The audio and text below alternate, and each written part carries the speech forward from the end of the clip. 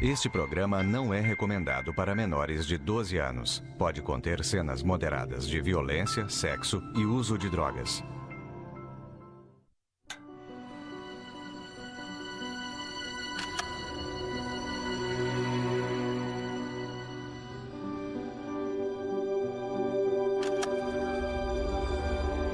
Lucifer, Satan, Beelzebub, Old Nick.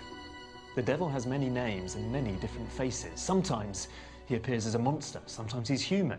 As the arch-fiend ruling over hell, he's terrifying. But it wasn't always this way.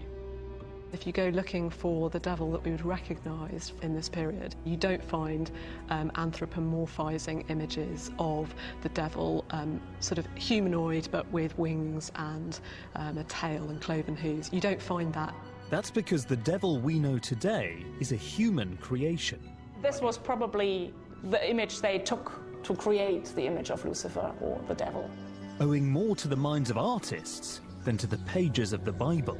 Invented and reinvented by generations for whom he became a tantalizing, perverse muse. It's a tumultuous sadomasochistic fantasy. This is as much porno as it is inferno. The devil is a mysterious, seductive and ambiguous character. But for nearly 1,000 years, there was no consensus on what he looked like. From the end of the Roman Empire to the cusp of the Renaissance in Italy, from the muddy fields of Gothic England to the libraries of the grandest French chateau, this film is about how artists invented Satan by taking the little the Bible says about him, letting their imaginations run riot, and challenging our fundamental understanding of good and evil. This is the mysterious story of one of the strangest, yet most electrifying figures in all of Western art, the devil.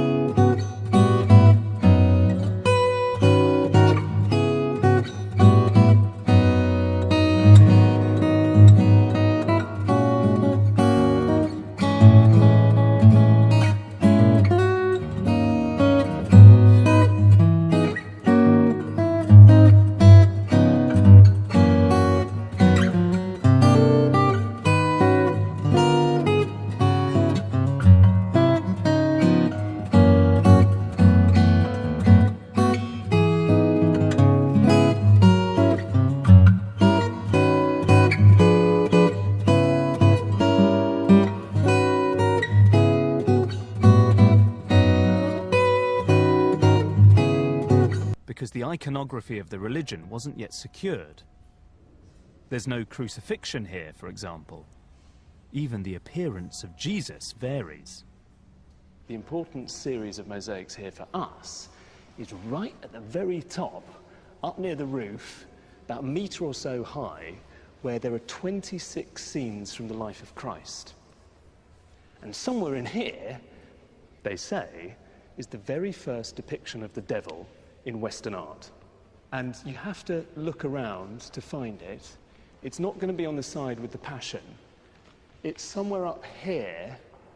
And in fact, here it is. If you look up there, there is a scene which is possibly the first Last Judgment in Western art.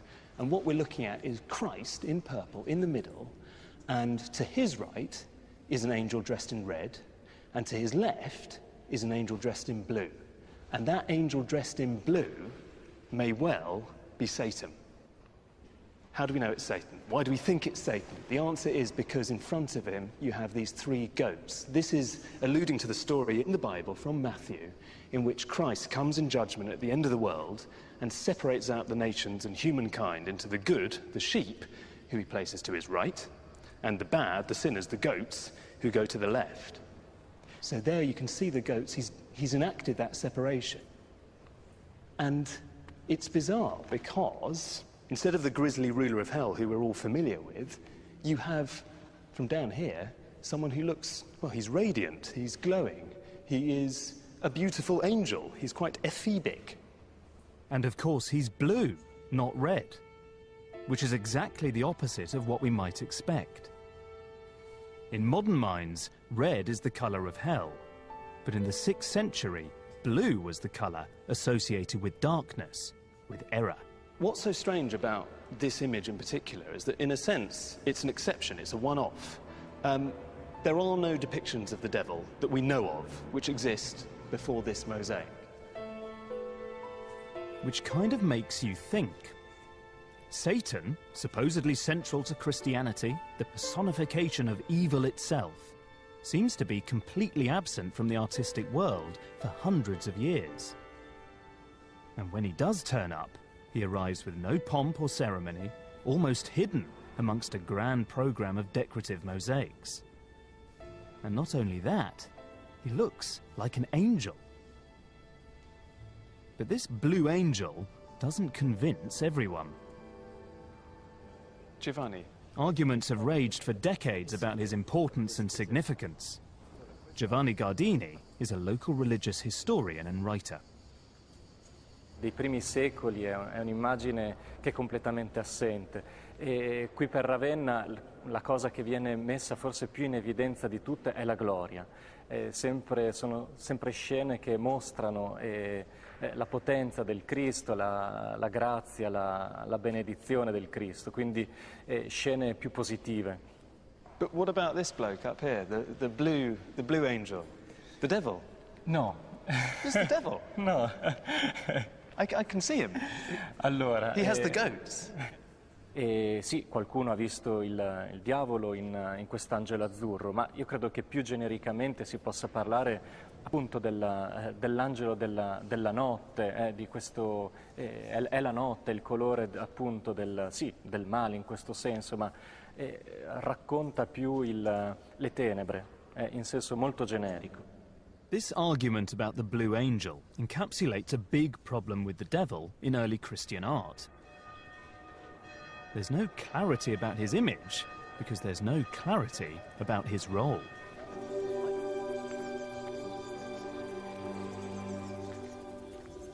But seeing the devil as an angel isn't as surprising as it might seem when you think of the theological context. A century before the Ravenna mosaic was created, Christian thinkers had fixed upon an ambiguous passage in the book of Isaiah. To them, it suggested that Lucifer, the most beautiful angel in heaven, had rebelled against God and been cast out of paradise. The fallen angel Lucifer had become the devil. But that was just about all contemporary artists had to go on. Satan isn't even mentioned in the book of Genesis. So does this mean the devil was simply a beautiful angel gone wrong? And if so, how did he become the figure we recognize today? The implacable enemy of God and the tyrant who rules in hell.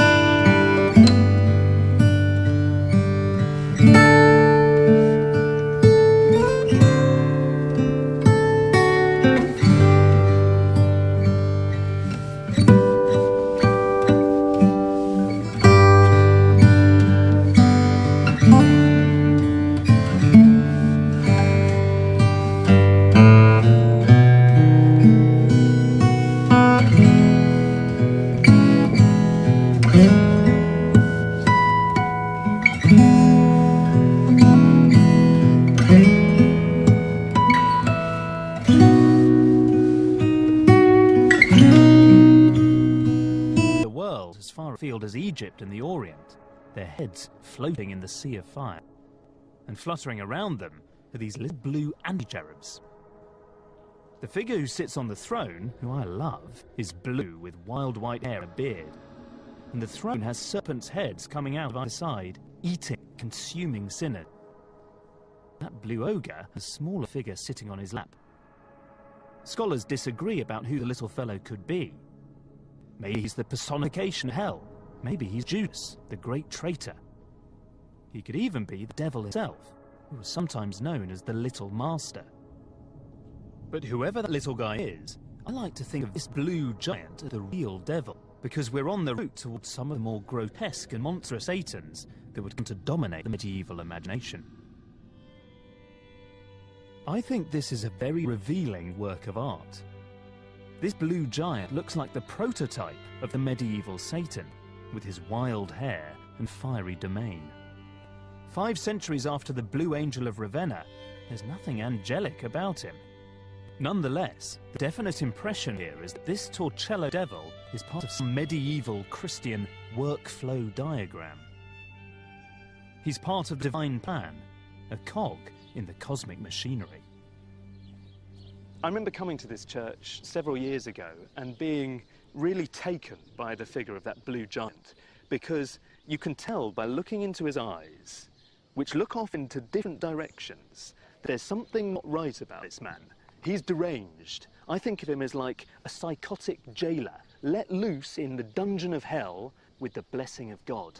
The point about this figure is that, weirdly enough, and as unexpected as it might seem, the devil seems to be on God's side.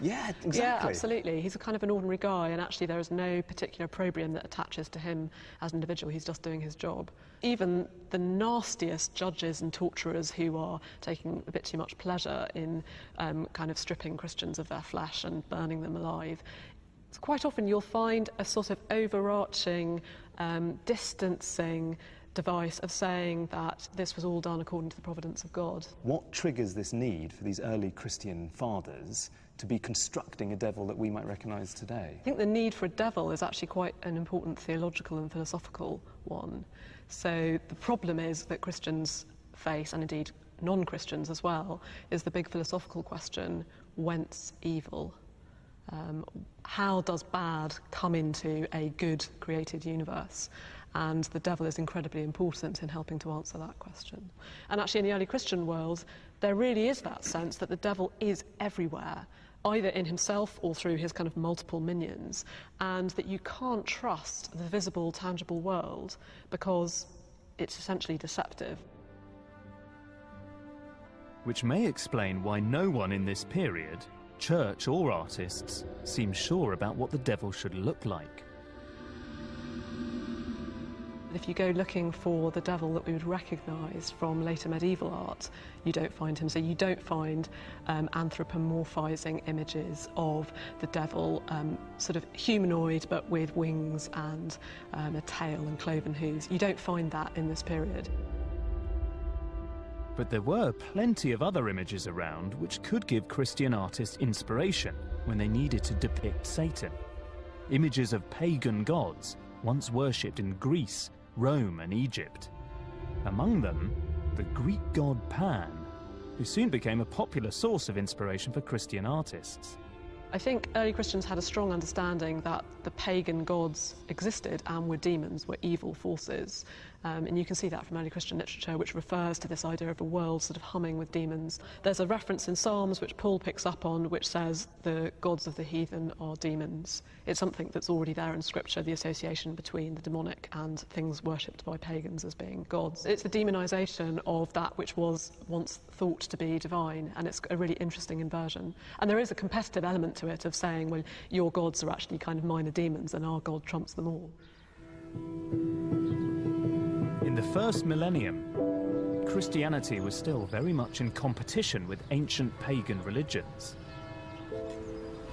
By demonizing the gods and monsters of the ancient world, the Church not only won converts to its own cause, it had also finally found a convenient model for Satan. The Ashmolean Museum in Oxford has one of the finest collections of pagan artifacts in Britain. These are the remnants of ancient religions that once stretched all the way from northern Europe to the Nile, and included gods like the Egyptian deity Bez, who might provide some clues as to why the devil looks the way he does today. I found you 3 base figurines, which is basically an Egyptian deity. Looks like little demon. Curator of Antiquities Dr. Anya Ulbrich has looked some out for me. He's quite ugly, isn't he? Yes, he definitely is. So these are all representations of Bez? Of the same deity, yes. It's and they're all 3. Egyptian? They are all Egyptian. So when do they date from? Pretty late period, which means the first millennium BC. What's so noticeable is the sheer ugliness of this god. He's got very squat, flat features. Yes. He's heavily bearded. And it's interesting, of course, to think about the possible connections with later representations in Western art of the devil. Yes. Because there are some similarities. I mean, how much do you think that European artists were aware of the tradition of Bez when they were thinking about representing the devil? Since these little amulets were exported all over the Eastern Mediterranean, people definitely knew the image of Bez. But he actually was worshipped as a demon who protects you against evil. It's actually a protective deity. So he's the opposite of the devil? He's actually the opposite of the devil, because, as I said, this is a protective deity. We wouldn't consider the devil as a protective deity in Christianity. So not only did early Christians appropriate the imagery of a pagan god like Bez, but they also completely trashed his reputation. Bez, the lucky charm, the protector, became Bez, the grotesque monster. They demonized him, and other pagan gods suffered a similar fate. Right, so who is this? Well, this is a Greek satyr. So he's one of the demons, half goat, half horse sometimes, with a goat tail, who celebrate the good life. Big beard, yes. Pointed ears, goat ears, often very hairy flanks, lower half of their body, cloven hooves, a tail. Yes. These are all attributes that were later co-opted by the devil. Exactly. This guy looks like Lucifer. Yes. Or rather, indeed, Satan. Indeed. Lucifer's and this was probably the image they took to create the image of Lucifer or the devil in early Christianity. So when we're thinking about the gradual evolution of the way that the devil looks in art, we can say that these are the chief figures in that whole hinterland of influences that went into it. Yes, because Christianity, of course, draws on the imagery known to create Christian images with new connotations. The fascinating thing here is that it's almost like he's the grandfather of the devil, if this is his dad. Yes, So possibly. you get, you know, this guy, the progenitor, that's his offspring, and his offspring is the devil we know today. Indeed.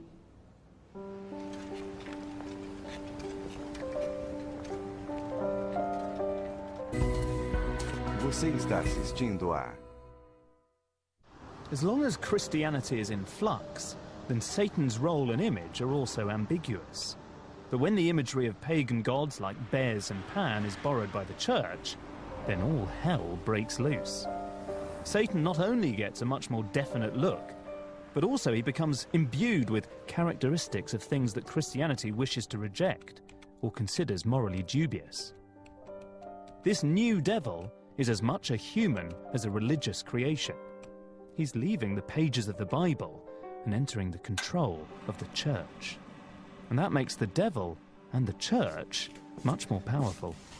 This has to be one of the most memorable paintings to have survived from the Middle Ages. It's known as the Winchester Psalter. It's a whole collection of illuminated manuscripts, and this is one of the paintings. At the end of the world, the angel has cast that old wily serpent known as Satan down into this bottomless pit, the bottomless pit of hell, and he's sealing it, and he's locking the door so that no one can get out. And inside, you have all of the poor sinners. And the reason I love it is because I look at them and they're all topsy-turvy. They're going every single direction. It's almost as though the sinners are being sizzled in this infernal tumble dryer that you can see. In Torcello, the angels punished the sinners as the devil looked on. Here, the devil has a new role. He's right in the thick of the torture. And he seems much more powerful than previous devils. Now he commands legions of terrifying demons, all of whom are helping him in his diabolical work. Inside the jaws of the hell mouth, as this great beast is known, are all of these sinners in this fetid, cramped, very claustrophobic condition where they're being tormented by all manner of demons and devils, some with big bushy beards, which put you in mind of that Egyptian deity Bez, some with Pan-like bestial hair coating their bodies, few have horns, some don't. They're delighting in tormenting all of these sinners. So we imagine within hell all of these people being chewed up. You can see the great jaws, the teeth. They're not even canine teeth at the front of the mouth, they're molars, just to make that excruciating grinding process continue for as long as possible. When the Winchester Psalter was created in the middle of the 12th century, the artist behind it strained every sinew to make the devil more powerful and terrifying than ever before, the tyrannical leader of armies of crazed demons. And they wanted to bring the real world into hell too. The devil's victims include secular leaders like kings and queens, as well as heretical monks. The Winchester Psalter is the medieval church's enemies list. Whoever's created it has let their imagination run riot. That's what's so wonderful about this. It's a topsy-turvy, scatological, highly energetic, volatile, big fantasy of what happens in hell, in the afterlife. We'll probably never know the names of the individual artists who created this Psalter. And while it's safe to assume their vision of hell chimed more or less with that of the Church of the day, I think it also looks like these artists really embraced this new devil. They seem to love the opportunity to depict ever more gruesome scenarios featuring Satan and assorted unfortunate sinners. And this was true across medieval England, where even great cathedrals like Lincoln became giant canvases on which artists could project some pretty dark fantasies. Dr. Nicholas Bennett is librarian of Lincoln Cathedral. So I'm a 13th century pilgrim, and I'm approaching the cathedral from the south. But before I go in, I'm confronted by this sculptural design. That's right. Now what am I looking at? This is a stark reminder of what happens to those who are not good in this life and what happens to those who are good. There's one of the dams. You can just see the dam's bum sticking out. Exactly, that's right, yes. Really quite close to the genitals of the demon on next the left, to it. who's having a very satisfying experience, one would think. That's actually quite prominent, really. I mean, there's no point in... No, there's no messing about. No, we can't sidestep that. No. Just above the door, leading into the cathedral, exactly, is a very explicit, erect devil's penis. Yes. Why? Precisely. Well, it's all part of this very in-your-face sort of style. So it's showing them that it's not a pleasant experience going to hell. You're going to be manhandled by these grotesque, horrible demons. Is going to be totally removed from the love of God, which is where you want to be. Art like this makes Satan a recognisably medieval character. The punishments and the humiliations he inflicts would have been immediately recognised by people whose lives were themselves tough and violent. While God remained ethereal and unknowable, Satan, in contrast, was found right in amongst all the sex, violence and brutality of medieval life. I feel like I've stumbled into Now worship me as thy Lord. This is a mystery play. These were first performed in France more than 900 years ago as a way of bringing important passages of the Bible to life. I am a devil. They became popular across Europe, from Germany to Italy to England. Show the might of thy grace. Lay people knew little about the arcane theological arguments of the Church Fathers, but they knew a devil when they saw one. And so these plays actually became the most influential representation so far of the devil in art. Often, painters copied the costumes and look that lay people had created. Come to this high hill. So the next incarnation of the devil's appearance came not from priests, but from the terrified imaginations of medieval lay people.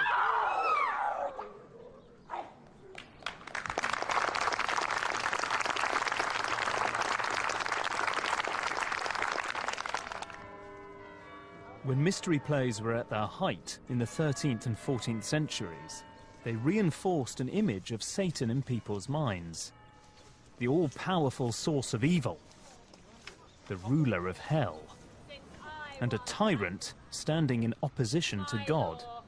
The subtle ambiguity of the Ravenna and Torcello devils was long gone. Lo, I nourish sin for the confusion of man. Draw him to my dungeon in fire!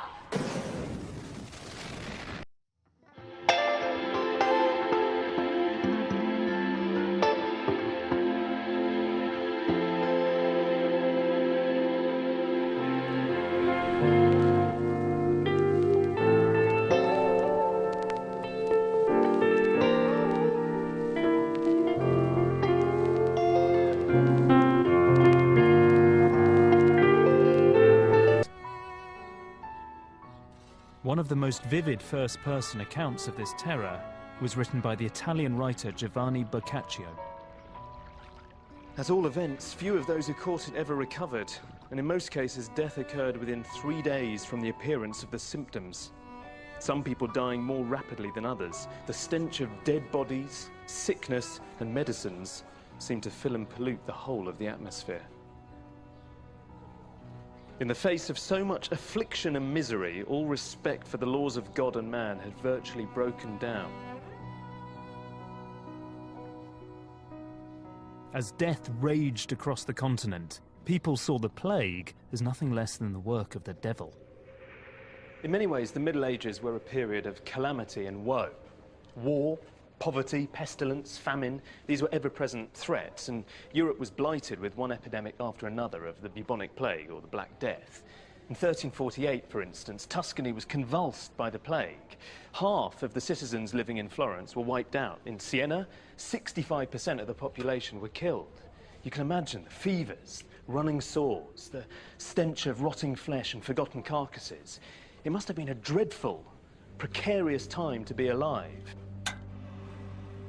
And that dreadful, dangerous nature of life in medieval Europe erupted in terrifying artistic visions of the Inferno. The original version of this devil is found in the Baptistery, one of the most sacred churches in Florence. It was created around 1260 by an artist called Coppo di Marco Valdo. This is a Satan that is very close to my heart. He dates from a period where the look of the devil is starting to become crystallized. There are various attributes which point him out to be the devil. The strange, perverse, paradoxical thing is those attributes are actually quite miscellaneous. He's surrounded by all sorts of animals. There are the serpents on the throne, there's locusts, there are reptiles, there's a big fat toad. His head is horned, it's bald, it's bright blue. His torso is green, he has a thick beard with snaking goat's hair curls, and it's quite clear that this work of art was inspired by the bestiaries, the anthologies of fabled magical animals that were so beloved of medieval readers. The result is one of the most persuasive visions of Satan as the tyrant of hell. To the medieval onlooker, no doubt this was a thing of terrifying awe. They would have looked up at this devil and been scared witless. And I think you get a sense, looking at this hell, of the instability of the medieval world. Surely Coppa di Marcovaldo was drawing on the ravages he saw around him when he created this warped, terrifying, grotesque devil. This is the ultimate diabolical image, a perfect, horrible example of art reflecting the dreadful mood of the times. And this image was seen by a number of extremely important Italian artists and writers and thinkers. And two of them would go on to define the way we still think about the devil today.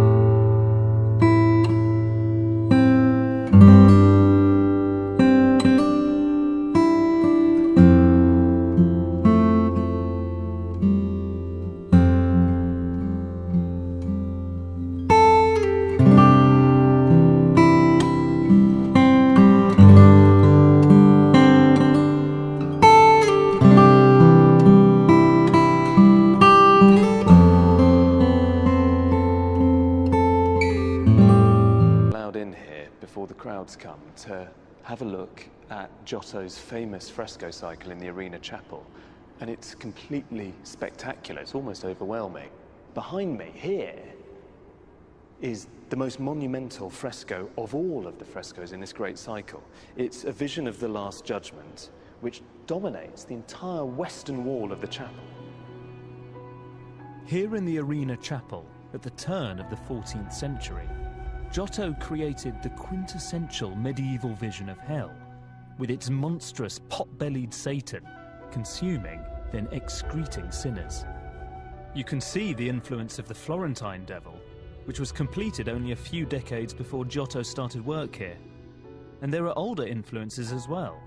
We first saw these rivers of fire in Torcello more than 2 centuries ago. Like the real world around him, Giotto's devil is vicious, and the hell he inhabits is a nasty, brutal place. You see people being tortured in very specific ways. They're manacled, they're being whipped, they're hanged. There's a bloke who's been skewered on a spit. You can see Judas hanged with his bowels hanging out. He's been eviscerated. There's a number of sinners here who seem to be punished for sexual sins.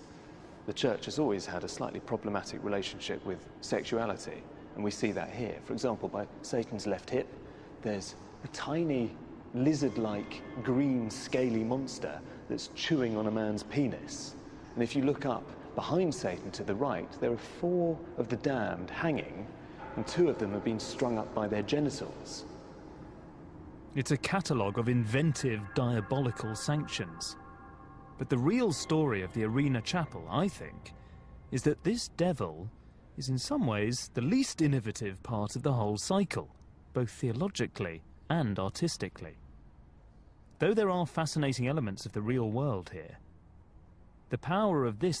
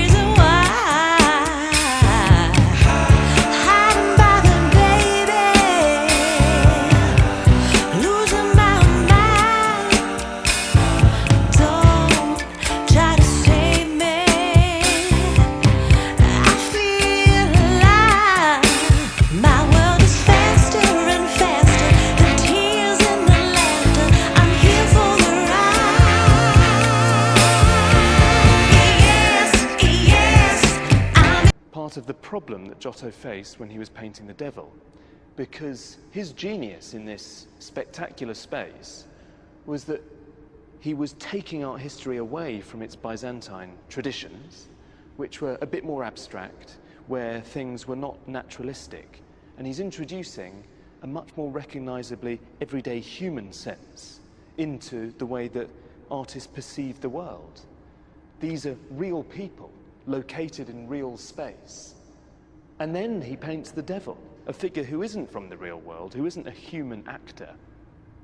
And it's almost like he can't quite work out how to render him if he's not thinking about the pictorial and psychological reality of our world. Taking this being from Western imagination, from the Church's teaching of the afterlife, and its panoply of cosmic beings, doesn't quite work here, because you can see that devil is almost two-dimensional. He's a shadowy cardboard cutout devil. What that fresco foretells is that Satan was going to have to evolve. Otherwise, he risked being eliminated from the art historical story altogether.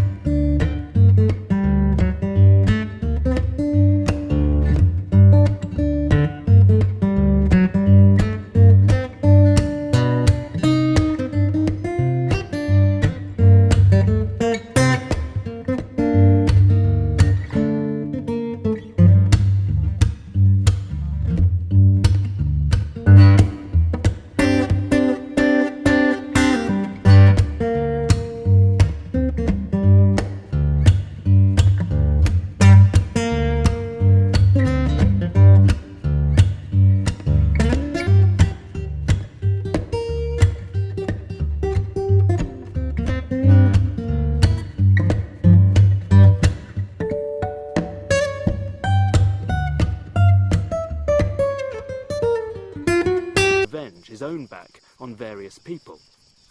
And the climax of Inferno comes right towards the end in Canto 34, when eventually Dante and Virgil happen upon Satan himself.